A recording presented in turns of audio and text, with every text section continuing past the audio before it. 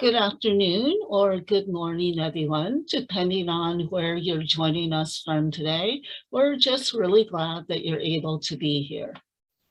During today's webinar, Lessons Learned from the Field, Virginia State Accessibility Task Force, you're going to learn about innovative cross-system practices to promote equity and provide resources that support the Workforce Innovation and Opportunity Act's Section 188, Equal Opportunity and Non-Discrimination Requirements. This webinar is being hosted by the LEAD Center, which stands for Leadership for the Employment and Economic Advancement of People with Disabilities. And for those of you who may be new to the LEAD Center, we are a Workforce Innovation and Opportunity Act, or WIOA, Policy Development Center. LEAD is led by Social Policy Research Associates and National Disability Institute and is funded by the Office of Disability Employment at the U.S. Department of Labor. Next slide, please. So that all of you can fully participate in today's webinar, we want to take a few moments to share some captioning and housekeeping tips. First, we'll touch on captioning. Today's webinar is live captioned. If you would like to hide captions, click the live transcript button to find the hide captions option. You can also adjust the caption size under the subtitle settings option. You also have the option to open the captioning webpage in a new browser.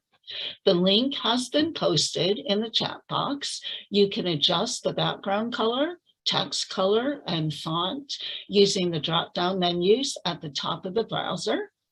Just position the window to sit on top of the embedded captioning. Next slide, please.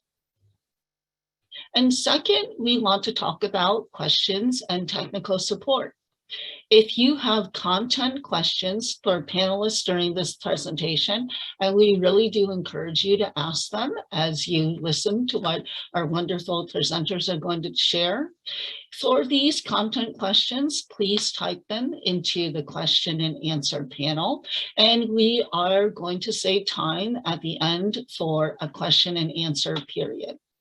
If your question is not content related, for example, if you need technical support, please use the chat box instead. Next slide, please. My name is Laura Glenick, and I'm really delighted to be serving as the moderator for today's webinar. And to kick off our presentation, we'd like to welcome Taryn Williams. Taryn is the new Assistant Secretary for the Office of Disability Employment Policy with the U.S. Department of Labor.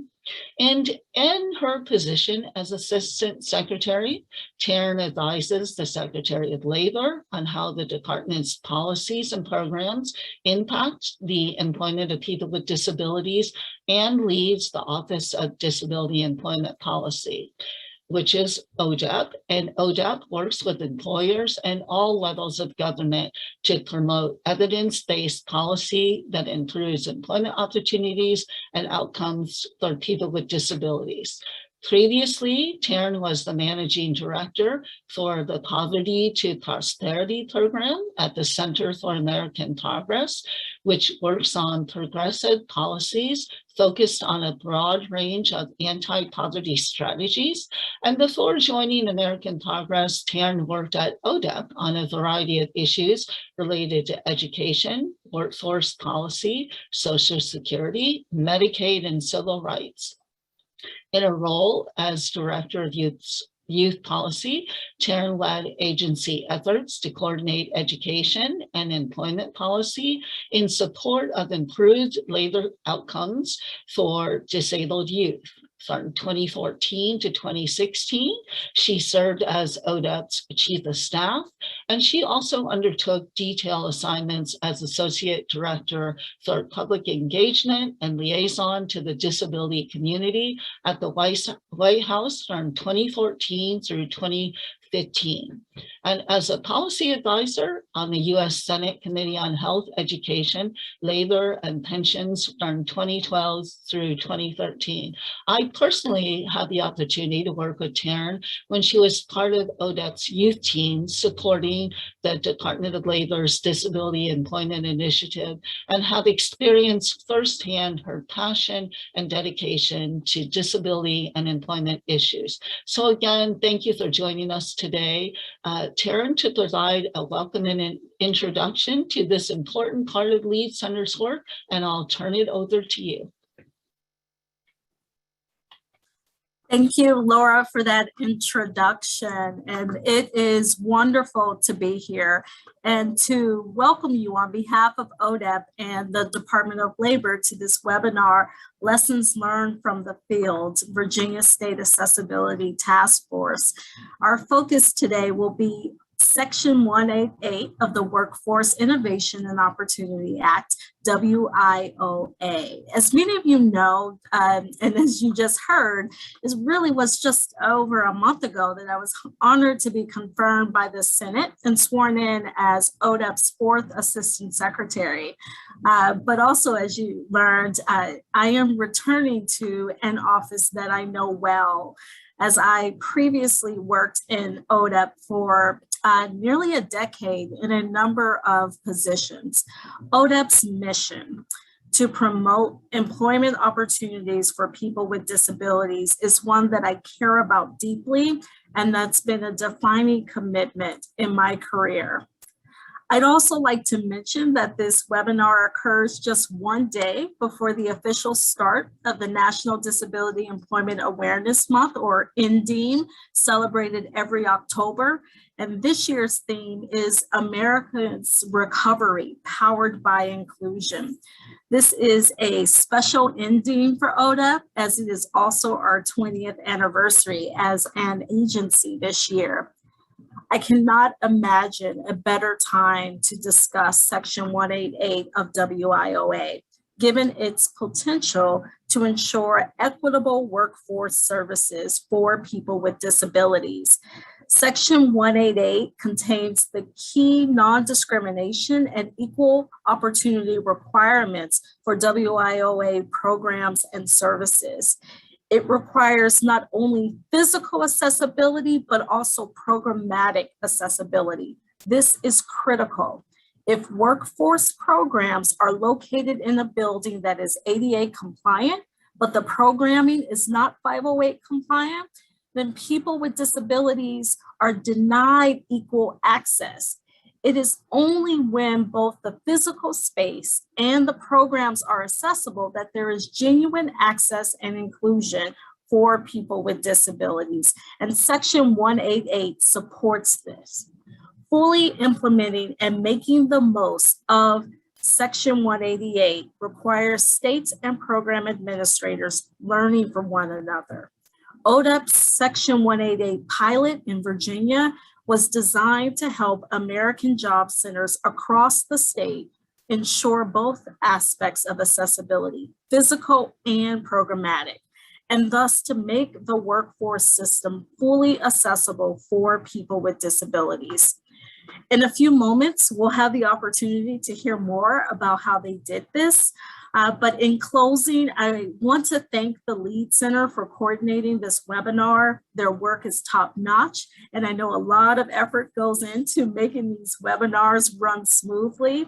I also want to shout out ODEP's Workforce Systems Policy team for making this work possible and for their tireless commitment to our mission to advance disability employment. And I want to thank you to the presenters, and thanks to the presenters for sharing their lessons learned with us. I cannot wait to jump into this discussion. So that is enough from me, and I'll turn it back over to Laura. Next slide, please. Thank you, Taryn, for that wonderful introduction. And I hope she gets you all ready to hear exactly how this happens around Section 188 in Virginia. It really is my pleasure to welcome our two presenters, which include a colleague of mine and a longtime friend of the Lead Center and its work in this space. First, Constance Green, or Connie, as I'm probably going to say throughout the rest of the presentation, our longtime friend, serves as Virginia State Coordinator for Workforce Innovation and Opportunity Act, Title I Adult and Dislocated Programs. In this capacity, Connie develops program policy and guidance, provides technical assistance to local workforce development areas throughout Virginia, and works with partner agencies to effectively implement WIOA through Virginia's workforce system. Connie also serves as the team lead for Virginia's WIOA Accessibility Taskforce, which you'll learn more about. And in this capacity, she has worked to leverage cross-agency partnerships to ensure policy and guidance reflect a progressive and forward-learning approach to implementation of WIOA, including Section 188 in the workforce system. With over 15 years of experience in state and local government, Connie continues to be passionate about improving government in ways that are both meaningful and impactful. And again, Connie has played an integral role in Virginia's disability and employment initiatives and the work of the LEAD Center over the years, and we're happy to be working with her today. Joining Connie is my colleague at National Disability Institute, Brian Ingram, who serves as a subject matter expert for the LEAD Center on Section 188 and equal access. Brian has spent his career working on issues of access to the workforce system for job seekers with disabilities and other individuals with multiple barriers to employment as both a case manager and technical assistance provider for more than 20 years. He's been part of a number of disability employment initiatives that focus on access in the workforce system, including the Disability Program Navigator and Disability Employment Initiatives, and the Workforce Innovation Technical Assistance Center. And he too brings passion of helping the workforce system increase access. So I want to thank both Connie and Brian for joining us today and sharing the experiences from the field. Next slide, please. So in this webinar, you're going to gain an understanding of how Virginia's Accessibility Task Force works across systems to promote equal opportunity policies, procedures, and practices by workforce staff and partners, including the history, development, and implementation of the task force, collaborative training that helps to promote cross-system approaches that supports job seekers, American Job Center staff, and partners. Examples of how these strategies leverage compliance with WIOA Section 188 into increased access to services for job seekers. Examples of policy and procedures that improve equal opportunity in the certification of American Job Centers, and innovative practices to improve programmatic, physical, and communication accessibility, as Taryn shared. And it's going to include key resources on WIOA and disability that Virginia used. So after today's session, you will learn effective strategies for your ability to create a cross-system, cross-title work group to improve outreach and accessibility for people with barriers to employment, and for advancing equity, inclusion, and workforce partnerships. Next slide, please. In addition, today's session is going to discuss key resources to provide more effective workforce services to individuals with barriers to employment, including people with disabilities, and to inform the American Job Center certification process, including promising practices from the WIOA Section 188 Disability Reference Guide, which is one of those key resources that I mentioned. And now it really is my pleasure to turn this presentation over to Connie to share more about Virginia's cross-system state accessibility task force and the great things it has done and will continue to do. So Connie, I'll turn it over to you. Thank you, Laura. I appreciate that. So Virginia's Accessibility Task Force is comprised of state-level workforce agencies representing all 4 WIOA titles, and it designs and implements innovative practices to improve programmatic, physical, and communication accessibility within our workforce development system. Next slide, please. Virginia established a statewide WIOA Accessibility Task Force to enhance accessibility of the Virginia Career Works Network, i.e. our American Job Center network, and to improve our customer experience. The task force's approach to accessibility is inclusive and collaborative. It incorporates universal design in its planning process. Our focus is on addressing the needs of people with a diverse set of disabilities and those from diverse backgrounds. There are 2 main principles that guide the work of the task force. The first is access to the Virginia Career Works Network is everyone's responsibility. And the second is that access to the Virginia Career Works Network is for everyone. Next slide, please. The vision developed by the Accessibility Task Force is one of an integrated and seamless network of service delivery that is welcoming and fully accessible to everyone, and where every individual has the opportunity to achieve their potential. This is a key component of Virginia's accessibility strategy. Next slide, please. Virginia's WIOA Accessibility Task Force is composed of diverse agency representatives, including representatives from all 4 of the main titles under WIOA, 1 through 4, the Equal Opportunity Officers, Social Services, the Statewide Association of our Workforce Development Executive Directors. We even have local Career Works Centers representatives on our task force, and we've included the State Association of Centers for Independent Living. One key characteristic of this task force is that due to the diverse membership, we have a pretty good understanding of the operational implications of our work. We definitely have a strong connection to the frontline staff in our network because some of them actually sit on our task force. Next slide, please.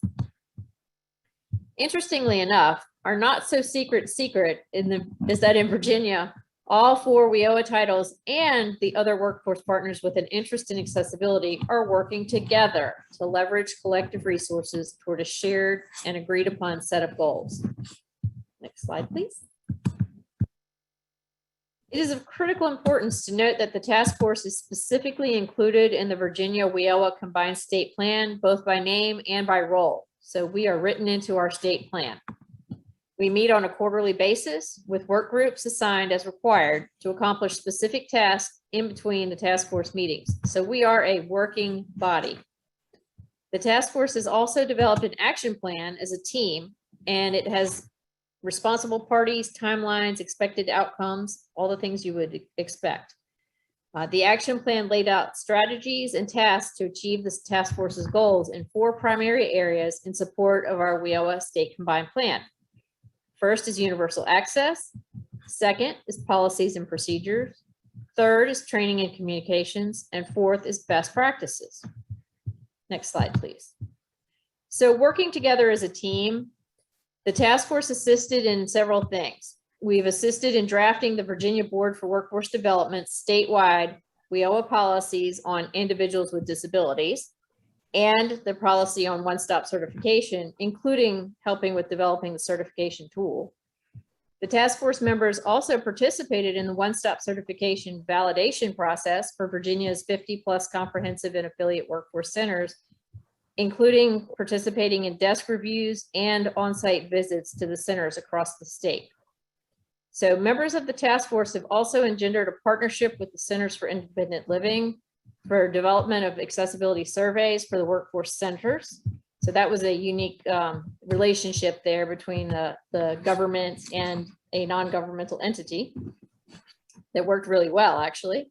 And the task force is partnered with the NDI's WIOA Policy Development Center, or LEAD, to provide multiple Section 188 and equal opportunity related trainings for all workforce center partners. And by all, let me note, by all workforce center partners, I'm talking about all of the partners, not just titles 1 through 4. We had participants from all over the gamut of partnership. We also have teamed up as task force members to provide technical assistance to our local workforce development boards and their partners in support of accessibility. And these are just a few of the highlights among many other accomplishments to date. I will now turn it over to Brian to share a little bit more about the training on Section 188 and equal opportunity. So next slide, please. Thanks, Connie, and hello, everyone. Really happy to be here. So the LEAD Center has been working with Virginia for many years to support the strategic areas of national need focused on Section 188, non-discrimination and equal opportunity, and its applications throughout WIOA. LEAD worked in partnership with the Virginia Community College System, Virginia Employment Commission, and Virginia's Department for Aging and Rehabilitative Services to develop and offer a statewide cross-system replicable trainings on effective WIOA Section 188 implementation across the state workforce system to broaden access to services for people with disabilities and others who experience barriers to jobs and careers. This project built on an infrastructure that promotes consistent knowledge and understanding across all 4 WIOA titles and other workforce partners to learn and apply more effective customer service for all, including job seekers with disabilities and/or multiple barriers to employment. Part 1 laid the groundwork on Section 188 compliance and addressed pandemic and current issues. The training in general emphasized a wide range of scenarios, strategies, and resources, and engaged participants in actual examples from their own systems. It also highlighted strategies for discussing, documenting, and storing disability-related information, which may improve the accuracy of reporting the number of individuals with disabilities served by the Virginia workforce system. Part 2 focused on promising practices from the Section 188 guide and the Job Accommodation Network resources, along with on-the-ground scenarios and solutions to further build the foundation for effective customer service for all customers. Part 3 focused on promising practices related to partnership and collaboration, which included the integrated resource team, virtual scenarios for service delivery to improve support and promote enrollment of and services to customers with disabilities. Next slide, please. The training used case studies to ground the information in real-life scenarios.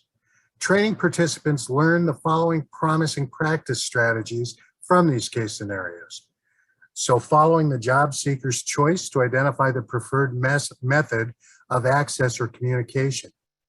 Bringing partners in instead of referring job seekers out. Engaging in outreach and relationship building to develop job-driven solutions. Connecting job seekers with a wide range of partners and resources. Letting agencies play to their strengths to assist job seekers, and this is especially highlighted in the IRT strategy. Engaging community partners, such as mental health organizations, centers for independent living, employment services organizations, housing and shelter programs, and many others.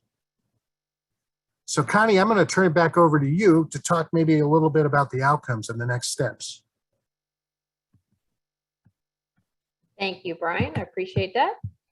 So some of the real outcomes of the task force's work include, and hopefully will continue to include, the creation of consistent accessibility policy and guidance across the titles, which for us is huge in Virginia. Everyone has been living in their own silos, and now we're starting to look at it as a single silo together.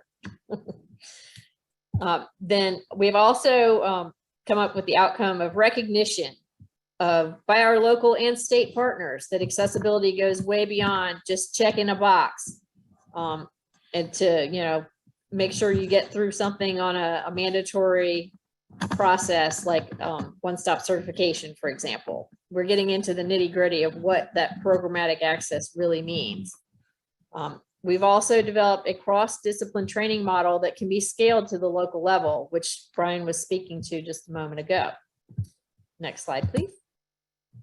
In addition, our outcomes include a dawning understanding across all the partners that accessibility is not the responsibility of just VR anymore. It belongs to all partners together. And best of all, the Virginia's WIOA Accessibility Taskforce is on the way to making universal accessibility the everyday norm throughout Virginia's workforce system. Next slide, please. So Virginia's WIOA Accessibility Taskforce has taken many strong steps in building a model to support universal accessibility throughout our statewide workforce system. We do recognize, however, that the job is only just beginning. We're currently in the process of identifying our next steps, and here are a few of them currently on our list. First of all, we are updating the task force's action plan and setting ourselves with new goals and objectives and strategies. We are contributing to the development and implementation of new policies and guidance, and this is an ongoing process in partnership with all of our Title 1 through 4 partners and with our state workforce board and our governor's office and our new Secretary of Labor, internal to Virginia. We're also providing up-to-date training on a variety of accessibility topics for the workforce system partners. And that is going to be an ongoing activity as we, the more we find that we need to know, the more we know, the more we know we need to know. That's a good way to put it, I think. We are also supporting a broader ideal of accessibility that includes addressing the needs of English language learners and those with limited English proficiency. As a matter of fact, related to that, at our most recent task force meeting, we had representatives from several English language learners and limited English proficiency groups attend and brief the task force on specific challenges faced by their constituents. And we will be working to address new recommendations on improving access to Virginia's workforce system based on those conversations. We're also going to be including some representatives from those constituencies on our task force moving forward. So that's a great step forward there. Next slide, please. Finally, on our next steps list are identifying and sharing promising accessibility practices throughout our system, identifying and engaging new partners in the accessibility conversation, and identifying ways to deepen existing partnerships in support of workforce accessibility for everyone in Virginia. With that, I'll turn the presentation back to Laura to share some key resources that were used in this process. Great. Thank you, Connie. Thank you for sharing how Virginia's cross-system accessibility task force has really designed and implemented innovative practices to improve accessibility within the workforce development system, including the WIOA system and partner programs for all job seekers that includes people with disabilities and others with challenges to employment.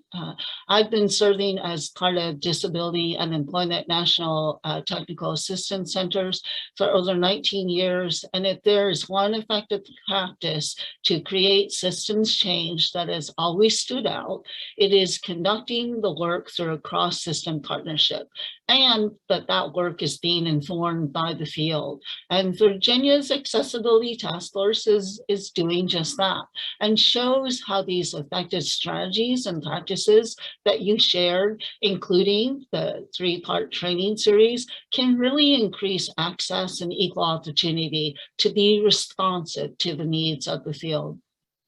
I do know that there have been several key resources on WIOA and disability, some that we've alluded to that were really instrumental in helping Virginia achieve the outcomes and forward direction that you've experienced today, and that played a key part as part of the 3-part training series that Brian mentioned.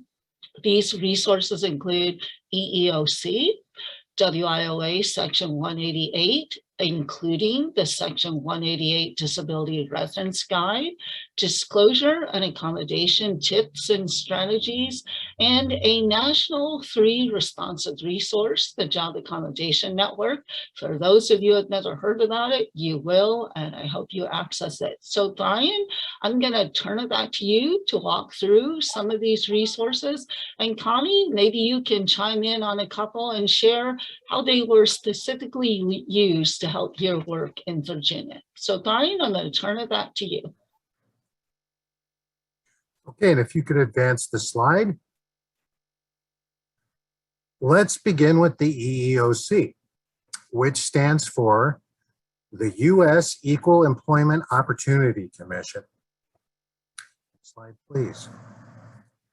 The Equal Employment Opportunity Commission, or EEOC, is responsible for enforcing federal laws that make it illegal to discriminate against a job applicant or an employee because of the person's race, color, religion, sex, including pregnancy, transgender status, and sexual orientation, national origin, age, and this includes 40 or over, disability, or genetic information. Most employers with at least 15 employees are covered by EEOC laws. Most labor unions and employment agencies are also covered. The laws apply to all types of work situations, including hiring, firing, promotions, harassment, training, wages, and benefits. Because of this, the EEOC website is an important resource and can be consulted by all organizations contracted to deliver WIOA services to ensure compliance with EEOC regulations. So let's touch on some of the information and resources you can find on this site. Next slide, please. Section 1 of WIOA, Section 188 of WIOA, which is consistent with the principles of EEOC guidance, implements the non-discrimination and equal opportunity provisions for workforce services, activities, and programs. Section 188 prohibits the exclusion of an individual from participation in, denial of, the benefits of, discrimination in, or denial of employment in the administration of, or in connection with, any programs and activities funded or otherwise financially assisted in whole or in part under Title I of WIOA. Next slide, please. So Section 188 of WIOA prohibits discrimination on the basis of race, color, religion, sex, age, disability, political affiliation or belief, national origin, including limited English proficiency, and citizenship status. Next slide, please. Section 188 also defines accessibility under WIOA. This definition is twofold. First, there's physical accessibility.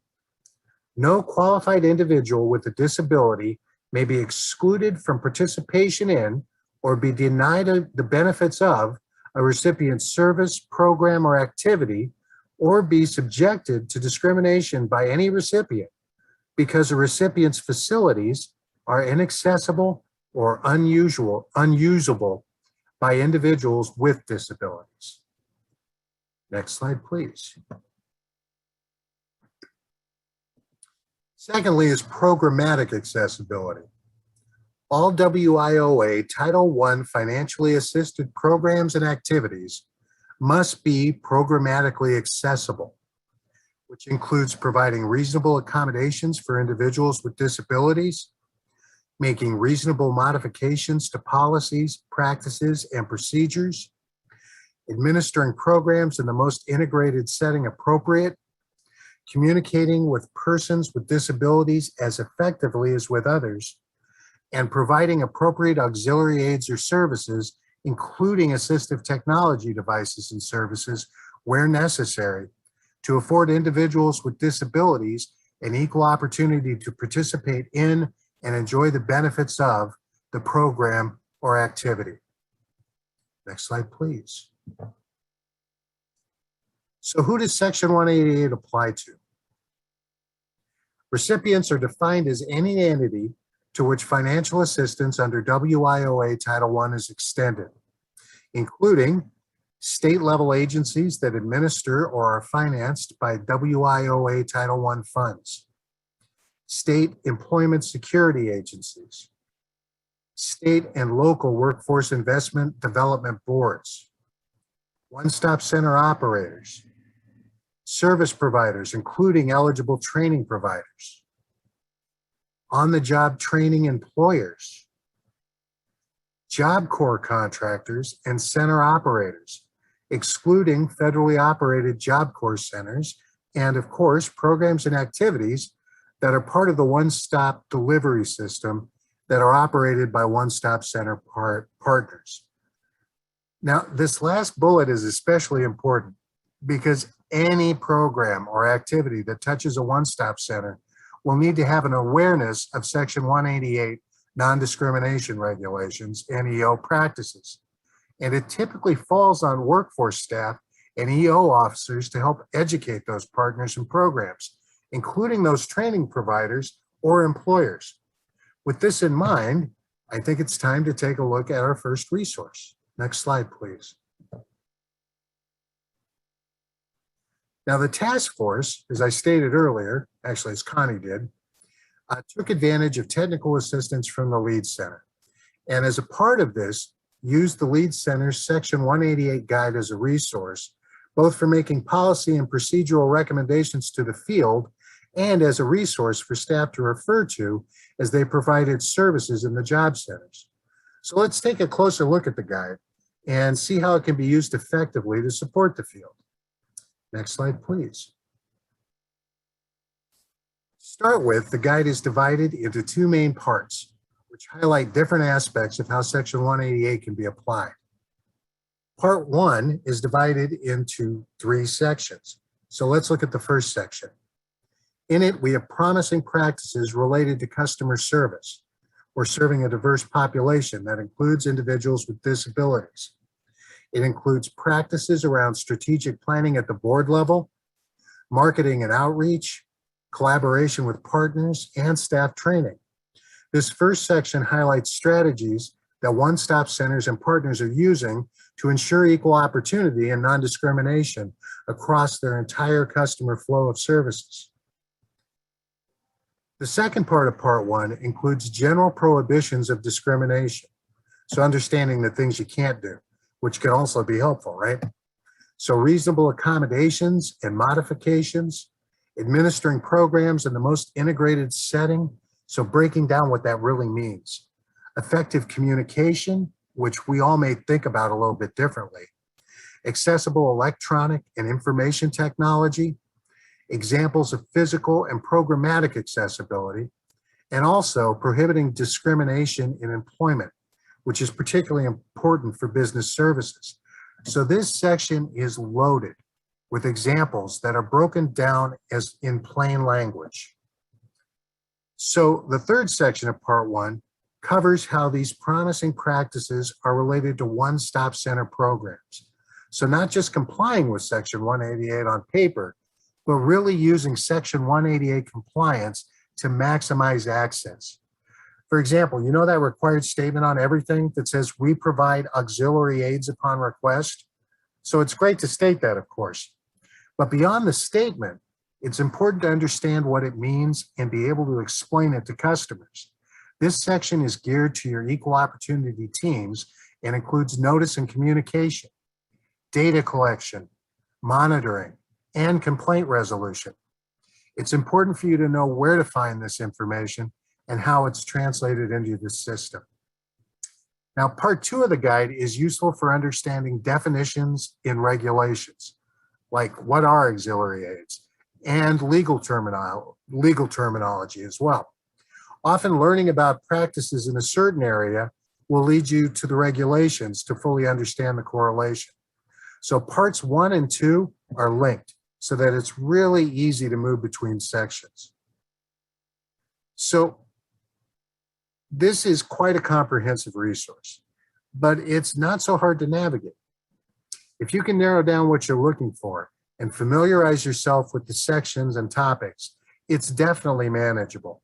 And you can navigate it to find information that can help solve a challenge for you and your customers. So here's a little tip. The table of contents is pretty extensive and helpful. And another tip would be, or it's what I usually use, I like to hit Control F to search for topics and practices specifically. So we also wanted to let you know that ODEP is in the process of working with the DOL Civil Rights Center to update the guide. And we hope to add additional best practice examples including expanding the practices to support more diverse communities. And we're also going to be holding events to help collect these practices from the field. So please stay tuned and learn how you can participate in these national dialogues and listening sessions. All right, I feel like I've been talking a lot, but before I move on, I want to ask Connie, would you mind sharing a little bit about how the Section 188 guide played an integral part in your work in Virginia?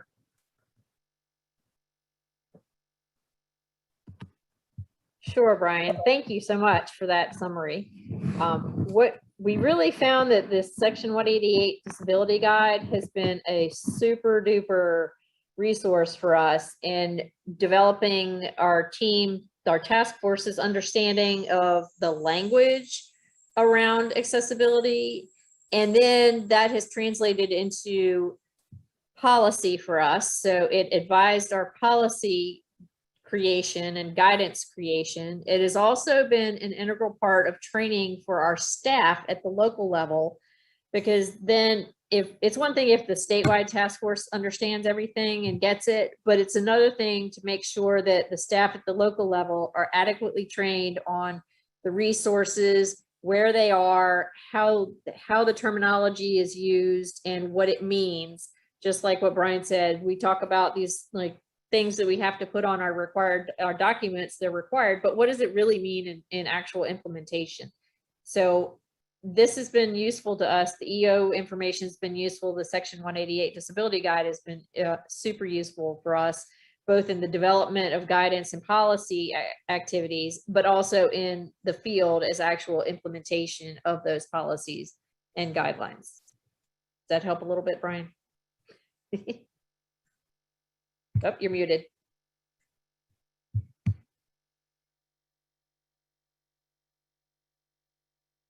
Well, let me unmute myself then. There we go. Thank you, Connie. That was great. And if we could advance the slide.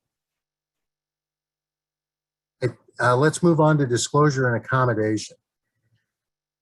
So when using the services of one-stop centers, a person with disability needs to decide whether or not to tell staff that he or she has a disability and what type of information he or she should provide regarding the disability.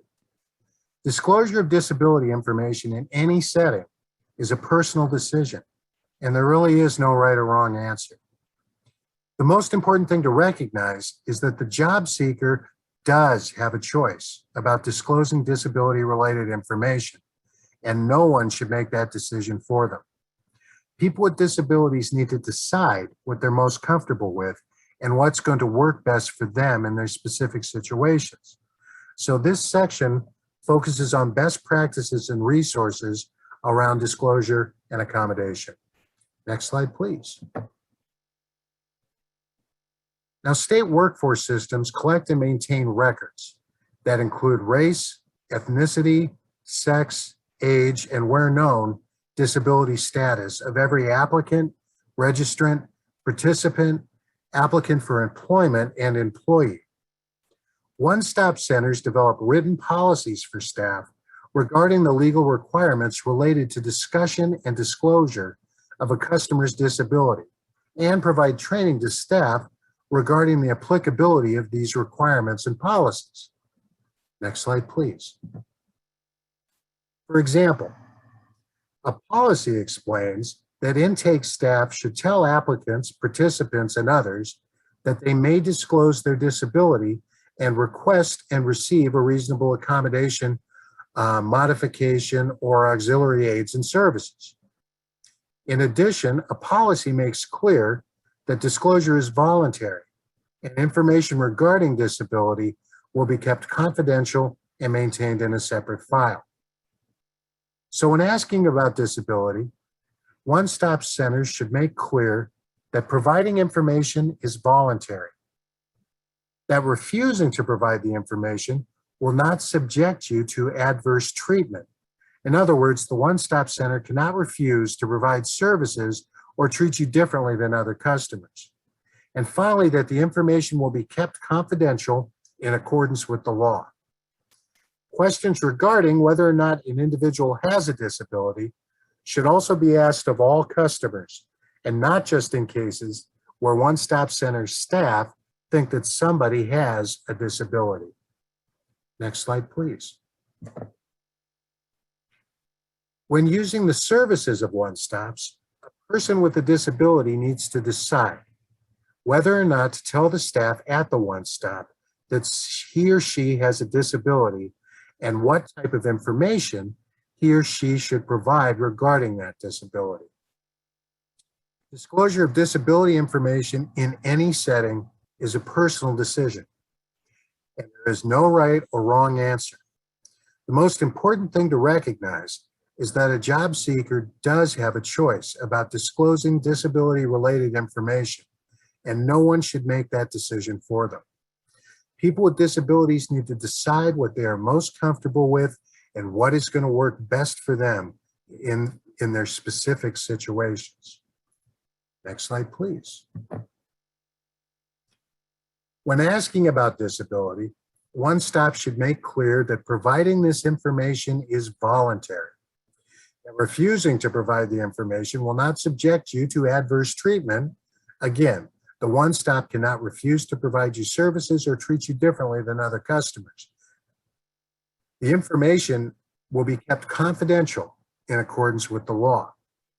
That questions regarding whether or not an individual has a disability should be asked of all customers and not just in cases where One Stop staff think that somebody might have a disability.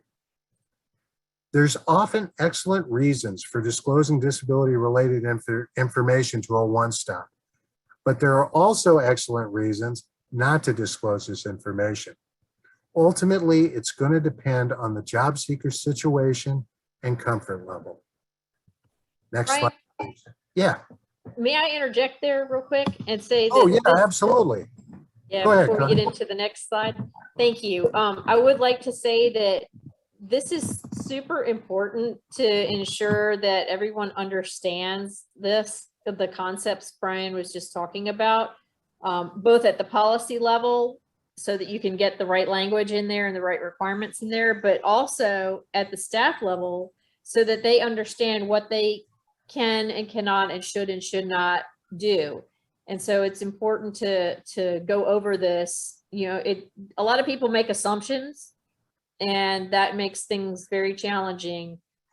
So we want to make sure, and in Virginia, we've been doing training on all of this, all of these resources that you've been hearing about today, because it's important for the staff at the ground level across all the agencies and partners to really understand what it is that they can and can't do and what it means, because we have had differences in Virginia. Like one staff from one agency will say, well, we're not allowed to ask about disability. And then staff from another agency saying, well, we have to ask about disability. And so we have to have those conversations among the partners to ensure that we really do all come together on the same page in a way that's appropriate, that's supported by policy and guidance, and that is truly beneficial and provides true access to all customers. Okay, sorry to interrupt. Next slide. Oh, no, but Thanks. I'm really glad you did, Connie, because I have to say that, you know, I was mostly just a witness, but that task force model really made that kind of a far and deep reaching conversation possible amongst the partners, and has really given Virginia a very good opportunity to consistently implement just the things we're talking about. So I'm glad that you jumped in, but now let's move to the next slide. So we're going to end this discussion by highlighting the Job Accommodation Network, or JAN. What is it and how is it useful? So the Job Accommodation Network, a federal resource, is the leading source of free, expert, and confidential guidance on workplace accommodations and disability employment issues, working towards practical solutions that benefit employers, providers, and employees. JAN helps people with disabilities enhance their employability and shows employers how to capitalize on the value and talent that people with disabilities add to the workplace. JAN's consultants offer one-on-one guidance on workplace accommodations, the ADA and related legislation, and self-employment and entrepreneurship options for people with disabilities. Assistance is available both over the phone and online. Those who can benefit from Jan's services include private employers of all sizes, government agencies, employee representatives, service providers, as well as people with disabilities and their families. The staff at Jan are knowledgeable and easy to approach and can provide real-time consultation on a variety of disability issues as they arise in your work. It's a very good resource to have in your toolkit. And Connie, I'll check with you too. How has the Job Accommodation Network been used to support your work and the work of the task force? Well, thank you, Brian. Yes, we have definitely been using it. I will say that we're using these resources, in particular the Job Accommodation Network, to help our staff better understand and improve access for the customers. And also having the resources such as the Section 188 DRG and Jan available is really of immeasurable value to us at the service provider level. For our business solutions team, you mentioned employers. The Jan discusses the value to employers and the importance to employers. So that's a great resource in the hip pocket of our business solutions teams. Our program administrators obviously are very interested in making sure that they dot the I's and cross the T's.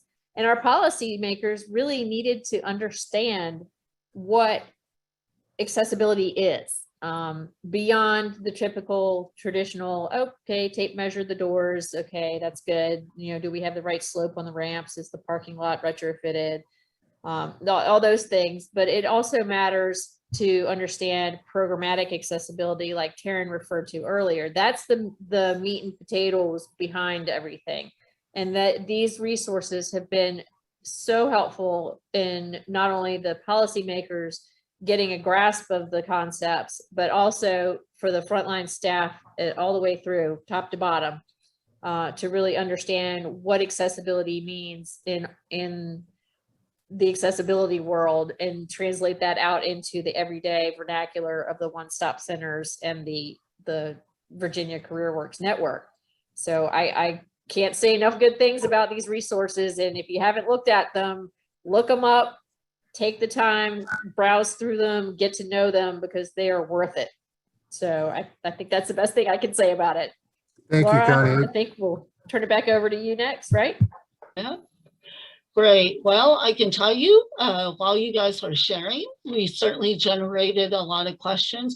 First, really want to thank you both again. Brian, thank you for walking through these key national WIOA and disability resources, and to Connie for sharing how they really, are applied at the state and local level and how they can really help support increasing access, inclusion, and equity. And really for those sharing how this work relates to the WIOA system, the partner programs in general. So we are at the question and answer session, and we have some great questions. So Connie and Brian, if you're ready, I'm just going to get started.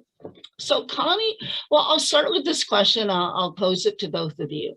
So does it mean that the requirements and standards in Section 188 apply to all core, required, and other programs that make their services available through the one-stop center described in Title I? And that might be referring to programmatic access.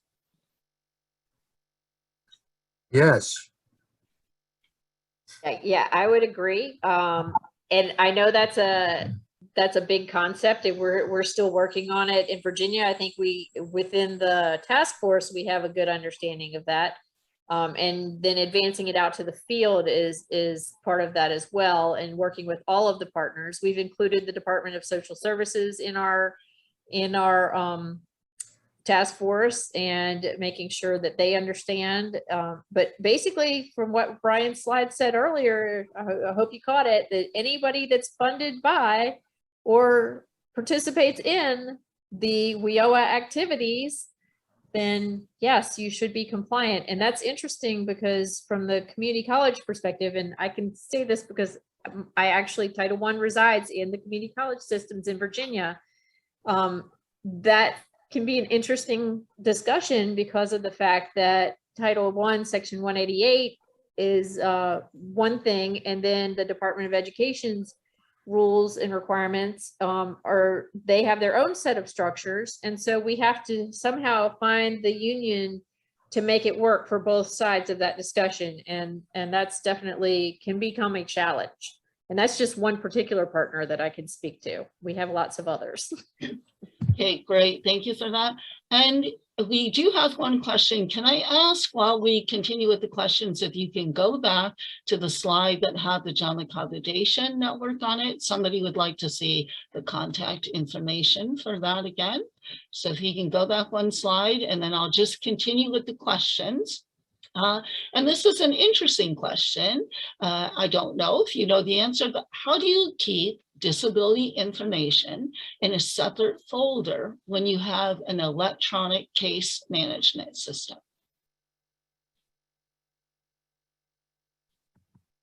Well, in Virginia, and Brian, you may have some other ideas to add, but in Virginia, for Titles 1 and Title 3, we have an electronic case file system that is secured. We keep the disability information in that electronic system. Historically, we've had paper files as well. And so those, of course, are kept separate under lock and key, just like HIPAA files. And so the electronic system is secured. We have controlled access. We know who's in it. We can track by date, time stamp, who touched what files and where.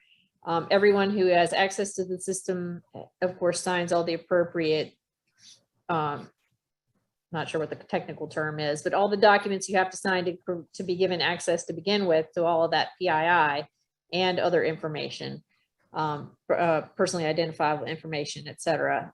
So we feel that our system is secure enough that we can track down if there were any issues on the Title I and Title III side. We are working on an integration of systems across the other partners with vocational rehabilitation, social services, Department of Education. So that process is still ongoing and we haven't solved that question yet, but stay tuned. We hope to have that done in the next few years.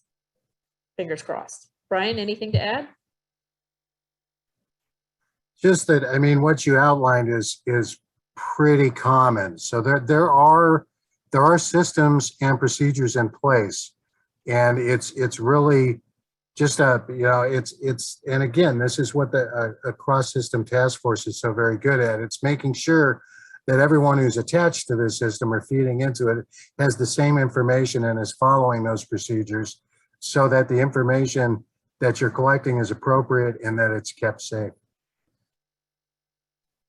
Okay, great. So I'm going to go to our next question. And Connie, I'll direct it to you. How important is continuous Section 188 training for one-stop staff? How does your job center system deliver the training? Wow, I would say it is super important to have an ongoing training structure set up. And we started this training, gosh, it was a couple of years ago, I believe, and we did 3 parts, and we made sure that we made the training accessible to as many of our partners and staff as possible. We had over 3,000 folks participate. I believe was the final number was way up there. And we plan to make some more on-demand training available. And we're actually using this training model as we look at partnering in other programs on other topics. So I think that it's really important because our staff may not have a daily interaction with individuals with disabilities or even individuals with limited English proficiency. So they need to be consistently updated and reminded of what we need to do. So reviewing your policies and procedures at the local level is key. Providing training through the state is also key, and making sure it's ongoing is super important. And I'll give an example that brought this home to us is when we were doing the site visits for one-stop certification. And one of the members of the task force who went with us is actually an individual with a disability. And when he went with us and folks would have all the policies in place that say, yes, we do provide equal communications accessibility, but when you get to the front door and you walk in and the person at the front desk is not quite sure how to handle communicating because they are not ASL fluent or even sign fluent with English. And so making sure that they know what to do and how to do it is critical. And if they're faced with a situation, you don't want them to either panic or to shut down and say, we can't do anything, come back. Neither of those is an adequate option. And so revisiting this topic, practicing scenarios, these kinds of trainings are going to be critical to keep on going. And the more that we do this properly, the more comfortable our staff will be in the long run in implementing the policies and procedures that we've managed to write. Brian, any thoughts? Just to completely agree with what you're saying. I mean, it is critical and important that staff are trained on Section 188 and that you present to them what your policies are and what you want your procedures to be. But just by its definition, access is very complicated moving target, and you're going to have to live through it. And staff are going to have to go into those situations and come through the other side of them, providing access. So I can't emphasize enough how important it is that they're getting consistent feedback. No matter who they're asking, they're getting the same answers that are going to be procedurally lined up with your policies. The more that you do that, the less you'll have to, right? The better and more consistent the advice you're given to the field is, the more the field's going to be able to handle this on their own and do it appropriately. So that's what I'd like to add to that. But yeah, that's a very good question. Okay, we have a lot of great questions. I'm going to touch on a few more of them. And Connie, I'll start with you for specifically what Virginia does, and then maybe Brian, you can talk more about it. It's a great question.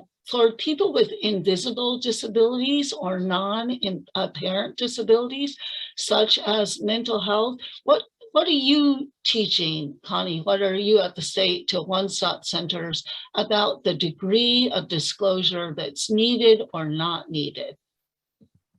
Oh, that's the $1 million question there. That is definitely a good one.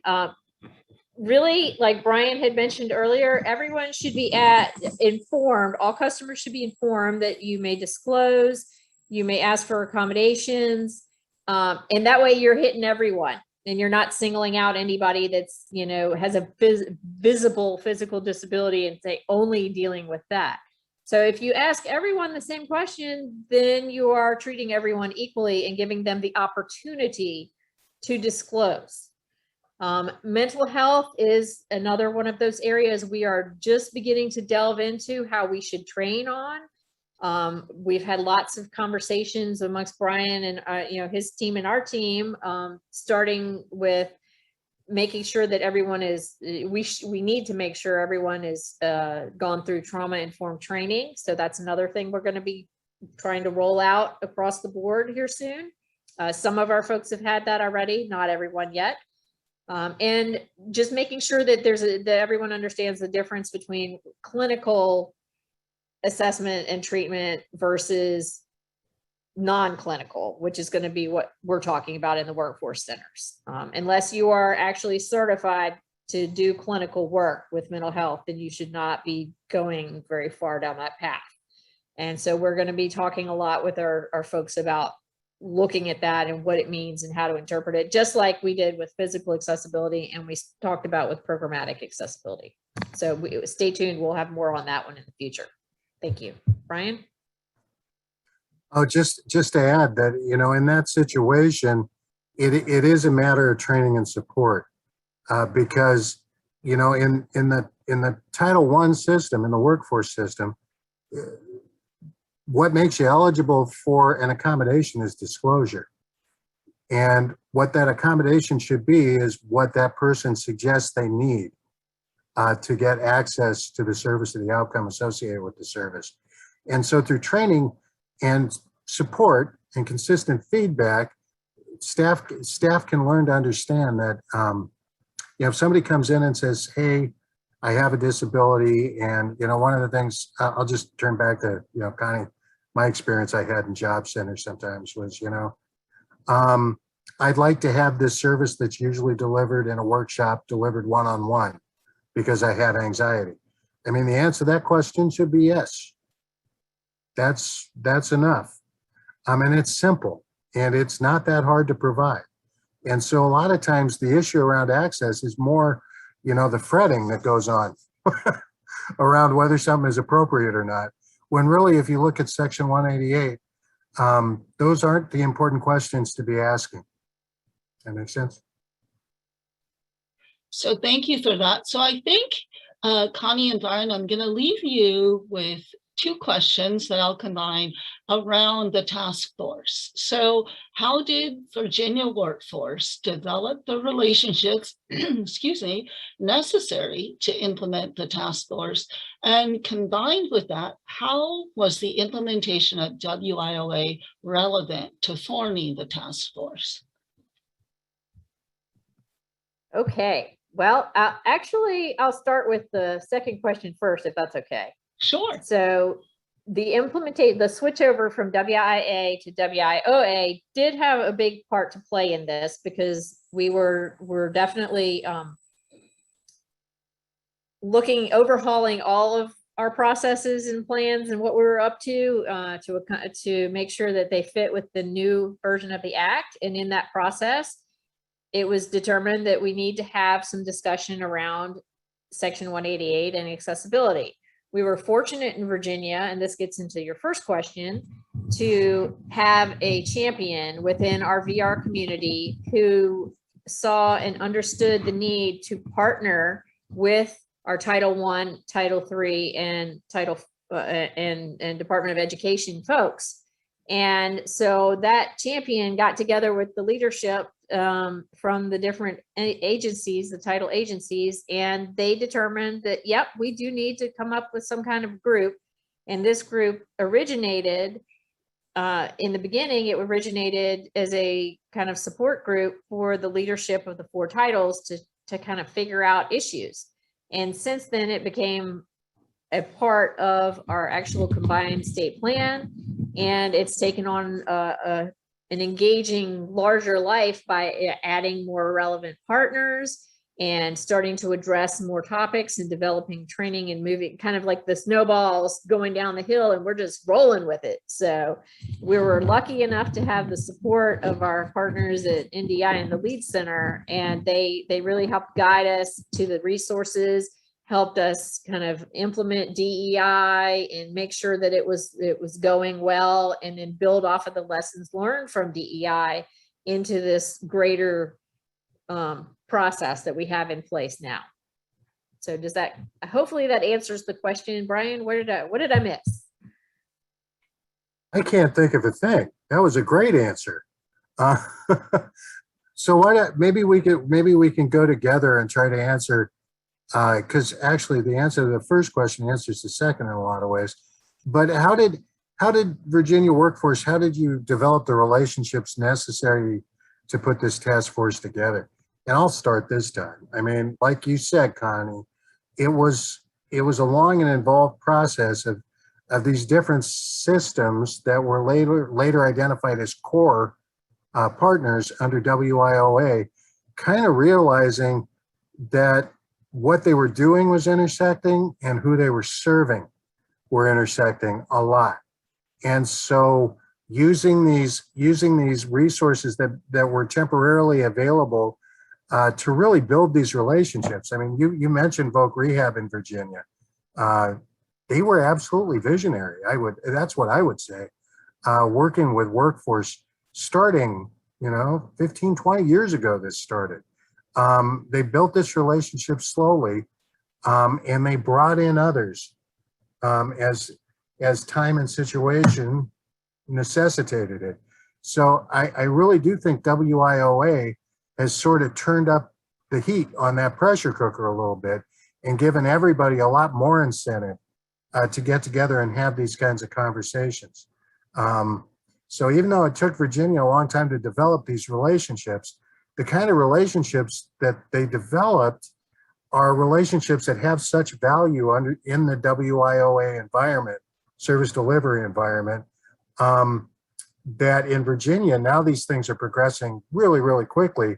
And we're also seeing in other places and in other states, similar strategies are starting to evolve, and it's not taken 20 years, right? It's happening a lot more quickly. So Connie, is there anything you'd like to add to that? Yeah, I think that while it's taken us a while to get going, we've gotten to where we're doing a good job. And the other piece about it is that we've established a structure that lives beyond the individual champions. The champion from Voc Rehab that I mentioned earlier has since retired and has gone on to another career and is of course doing fabulously, but the system lives on. And my predecessor turned her activities over to me, and you know, and so forth and so on. Another key that we've done is we figured out recently that we want to do co-leads for the task force, and it's not just one title that's leading, it is partnerships. So Voc Rehab and Title I shared leadership, and then when the Voc Rehab person retired, then we switched over, and Department of Education is co-leading the task force now with Title I. And in the future, we probably will flip, and each title will have a share of all of this. And I think that says a lot, in that the system is in place and solid enough that it's going to outlive the individuals within it, which is so important for the longevity of this process. Right. I think that's a wonderful way to end it.